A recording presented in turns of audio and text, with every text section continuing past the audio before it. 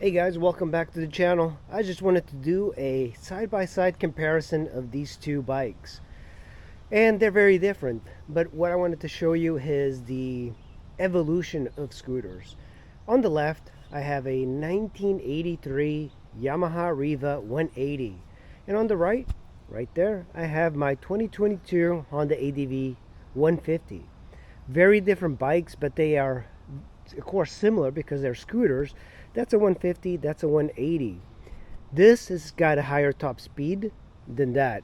So let's start with the basics. The Yamaha Riva is a extremely unique. I wish I had a Honda Elite 150 to really compare it to the ADV, but I don't right now. This is such a unique bike. It's actually more unique than what I thought it was. So I have the front plastic off because I'm still working on it.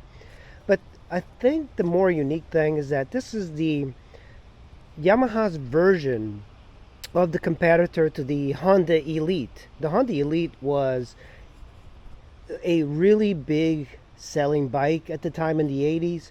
And Yamaha was like, hey, we got to compete with these guys. So they made the Riva. The Riva doesn't go into like the futuristic style like the Honda Elites with the pop-up headlights. They actually made it more Vespa-like. So you have a more timeless design, a older design, and that's what you have here. Yamaha went out of their way to put a lot of technology. They wanted to make it as easy to ride as possible. So what they did is they made the carburetor more advanced, but also now 40 years later, that's the issue with this particular bike is the carburetors. So the carburetor is right there. It's easy to reach, and also look at this. It's got a fan that I disconnected. I'm having a few issues with it. And you can remove the carburetor in the frame, but this bike seems like it was designed to pop all the wires out and then slide the engine out like I did in the videos. It wasn't very difficult. Look at that. The spark plug is right there, very easy to reach. And at the time, having a fan to cool down the carb was kind of a unique thing. This is an air-cooled engine. That is a liquid-cooled engine. And you would think, oh man, with this snout here, you would have some sort of storage. No, there's no storage on this bike. Under the seat, there's nothing. There's a little storage compartment there where you have tools and enough for maybe your wallet. And let me show you underneath the seat, you have a little lock here. You pop it up, and yeah, no storage. But it's the same thing with the Elite. The Elite, though, had the engine going up this way. So this one's a more traditional, contemporary traditional engine. So at that time, Yamaha was really thinking forward. And of course, battery, gas tank, kind of high up. Modern scooters now, like the Honda ADV150, have intricate plastic. So to remove any of this requires a lot of work and finessing and tools to pop out the plastic without breaking. This, on the other hand, you have one screw, and then where's the other one? Right there, and this pops out. It's just hanging by a little lip here. And look at this. On the left side, you check the oil, but you have to remove the plastic. You can't even check the oil with the plastic on. So you have to bring tools if you want to add plastic or add oil, excuse me. And on the ADV150, it's exposed. The filler cap is right there. And of course, this is liquid cooled as opposed to air cooled like the Yamaha Riva. And of course, it's got a cool exhaust. The exhaust on this thing, I think I would need to paint it. It's just got it's not too rusty, and it's not bad. It seems like there's a little bit of a hole there, but it's not a bad thing. But yeah, you'd have to pull off the plastic, but I like that it's easy to pull off. So many bikes these days, they have intricate plastic that make it so difficult to work on. And this front plastic, it's just one bolt. It's right there. Another interesting thing is that, so the carburetor, that piece right there, it's got a auto choke, so you don't have a choke anywhere on the handlebar. and that's kind of unique for that time. But it also means that it's got two solenoids, and it's got it's an idle speed jet, and that's what gets gunked up. You'll see that 99% of these bikes, if they fail to start, it's that tiny little jet that gets clogged up. And unfortunately, you have to pull the carburetor to clean it. I did it, but I still need to clean it just a little bit more. And I got my DoorDash bag on it, and I got this monster bag on this. And on this one, of course, you have keyless ignition. And if you want it to reach the fuel, you just put it into this position, pop that up. Brilliant. I love filling up without getting off the scooter. Such a nice feature. And you have handlebars, and you can see I'm pretty busy putting all sorts of stuff on this one. It's the typical Vespa thing, typical scooter thing that they do. That's really annoying, because the only mount points are the mirrors or like in the stem here.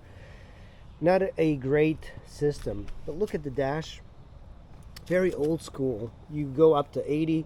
I have gotten 72 miles per hour, but not GPS indicated.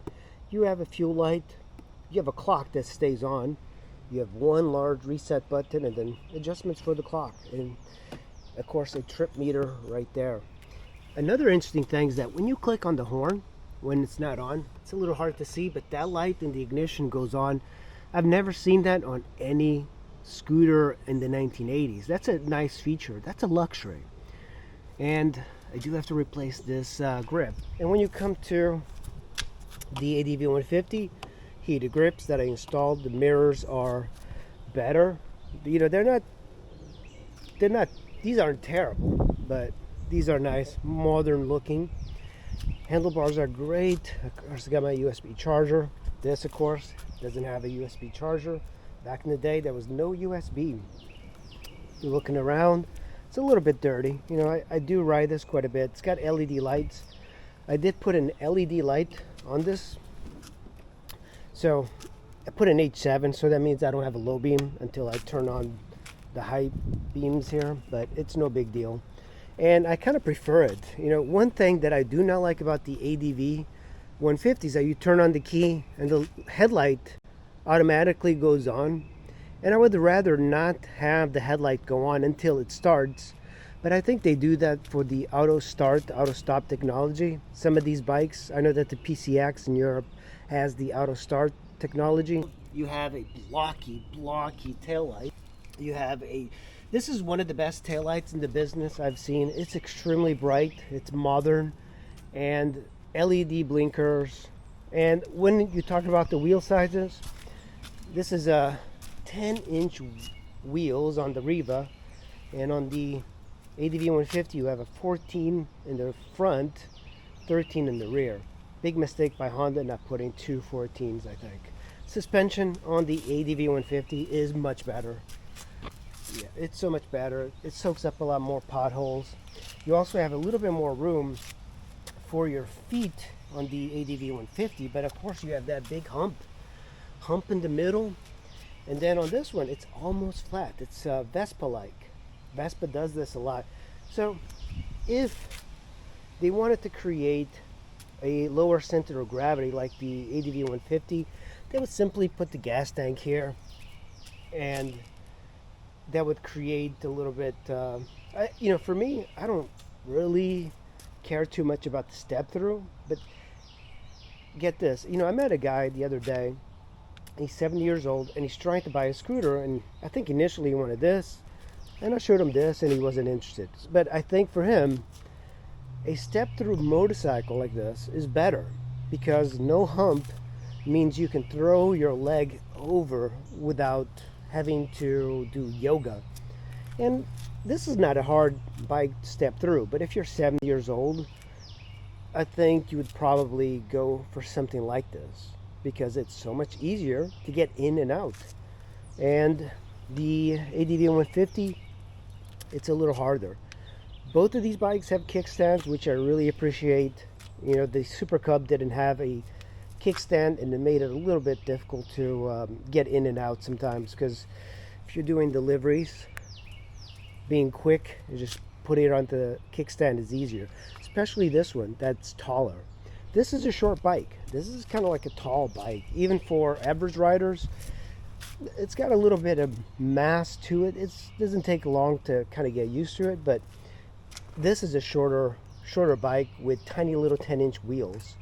And the 14s, feels a lot more stable than the 10 inches, but this is a familiar riding mechanism that it has. Like the dynamics of riding this feels much more like a scooter as opposed to this. Another thing I'll mention about this particular motor, it's a 180. It hits 72 miles an hour. I've only gone 62 on this. No matter what you do, it's only going to go 62. Hits the rev limiter. No windshield on this. Nice adjustable windshield on this. You pull it out and kind of adjust it. So when it comes to motors, 180, 150, this is a particularly interesting engine. And I didn't know this about the Riva, and I mention this a lot because this is self-adjusting hydraulic valves. I have never seen that in a scooter ever. It's so rare, it's so strange to even have that. I would think it was a selling point at the time, rather than buying a Honda Elite that require valve adjustments. This one requires valve adjustment, and you basically have to remove the entire plastic, the seat, just practically everything to get to that head of the engine and adjust them. It's not a hard process once you have the engine exposed, but hey, why not get one of these and not having to deal with hydraulic valves? So when you ride on this, it does feel like you're not really riding something massive, because it doesn't feel massive, even though the engine is bigger than this. And let's start it up so you guys can hear it.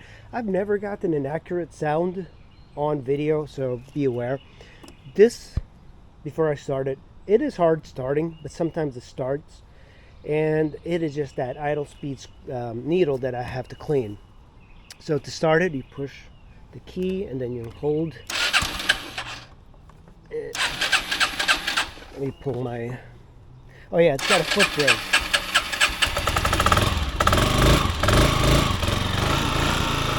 So it's a little bit hard starting, but you can kind of, and it is cold-blooded. It takes some time to idle before it doesn't die. But when I got it, of course it wouldn't start. I cleaned the carburetor, it did start.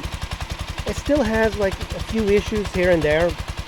Took it for a ride, it was smoking because I put seafoam to clean the carb, and it worked. Now the bike is just super solid, doesn't smoke, it doesn't do anything. It's just, I'm surprised for a 40-year-old bike that it rides this well. This idles super well. Once it starts, it's great. But then, like I said, it's that idle speed needle that needs to be fully cleaned. And you got foot pegs here, nice chunky foot pegs for the passenger.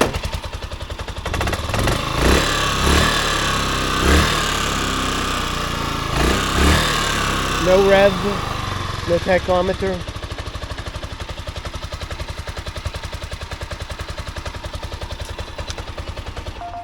Traditional key. Now let's go over to the ADV, and the ADV uses, oh, that's my Prius key right there. Where's my key? So there we go. I knew I had it. That is my ADV150 key. You just need to have it with you, and all you do is push this. It lights up, and then you hit, and it's so quiet starting.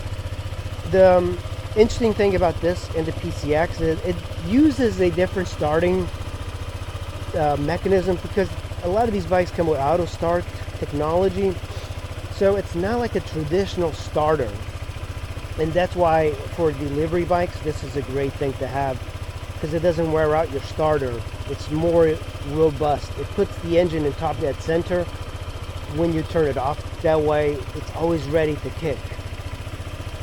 Yeah, Honda did a great job with the technology on this. Keyless ignition, the gas tank position low. It's got a 2-point-something gallon tank. It's tiny, but it gives you 200 miles This gives you 100 miles and it gets like 80 miles to the gallon. This gives you 105 miles to the gallon. So we have come a long way in that, and it's very smooth.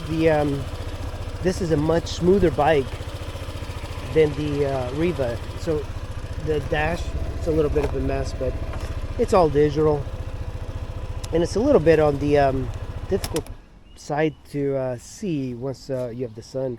But keyless ignition is great. Another thing that takes a while to get used to is the 80s rear brake.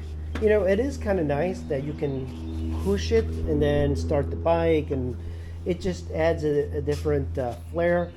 On a traditional modern scooter, you have the rear brake there. It's a lot easier, and front brake is here. This has got ABS. That's just traditional drum brakes, so not very effective. Suspension on that is pretty terrible as well, but that's given. Also, it's like got two, you know, the fork has only got one leg on one side, and then the rear has got a single-sided arm. This one is a more traditional, I think it's more stable. You know, I think they did this to be unique, having that single-sided look to it, like that.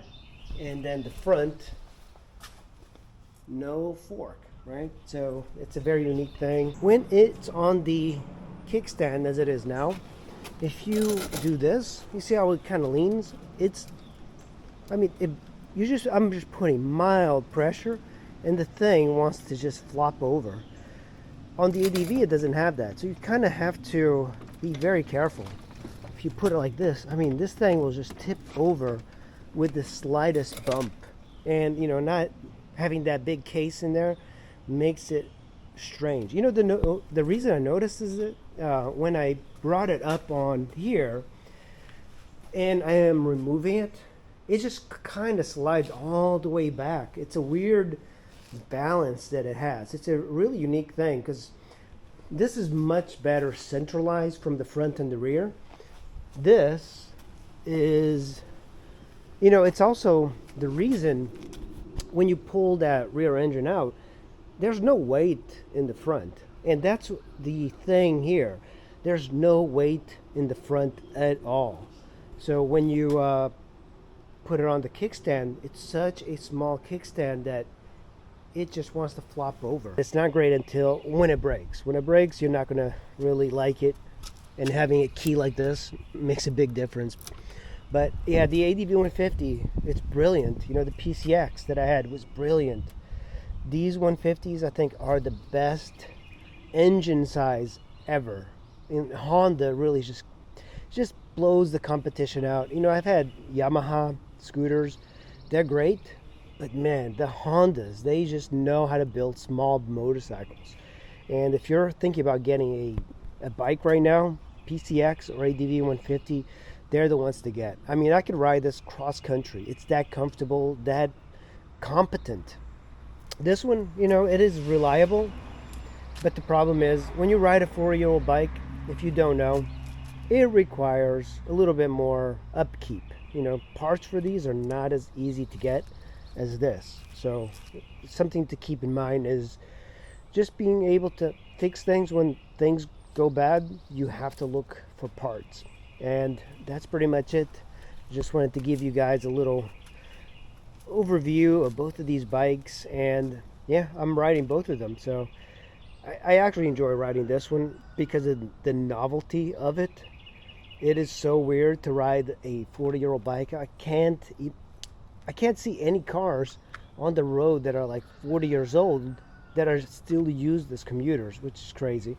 But that's it, guys. Hope you enjoyed the video. Hit like, subscribe, and I'll see you in the next one.